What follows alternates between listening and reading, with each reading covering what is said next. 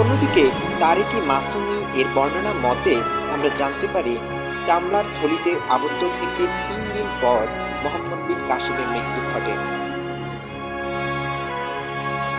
মৃতদেহ খলিফার দরবারে উপস্থাপন করা হলে অভিযোগকারীরা দাহিরের কন্যা তারা তাদের অভিযোগ মিথ্যা ছিল বলে স্বীকার করে নেয়।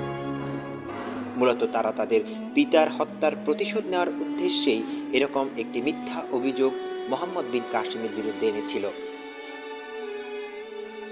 পরবর্তীতে খলিফা অনুতপ্ত হয়ে দাহিরের 2 কন্যাকে ঘোড়ার লেজের সাথে বেঁধে হত্যার নির্দেশ দেন। পরবর্তীতে 2 কন্যাই ঘোড়ার লেজের সাথে বেঁধে থাকার কারণে এক পর্যায়ে মৃত্যুবরণ করেন। তবে অন্য একটি গ্রন্থ ফতুহুল বুলদানে উল্লেখ করা হয়েছে যে খলিফার ব্যক্তিগত ক্রোধ থেকেই তিনি কাসিমকে রাজধানী দামেস্ক থেকে এনে কারারুদ্ধ করে হত্যার নির্দেশ দেন। মোহাম্মদ বিন কাসিমের সুনিপুণ দক্ষতা বীরত্ব ইতিহাসে একটি মোড় পরিবর্তনকারী ঘটনা হিসেবে বিবেচিত।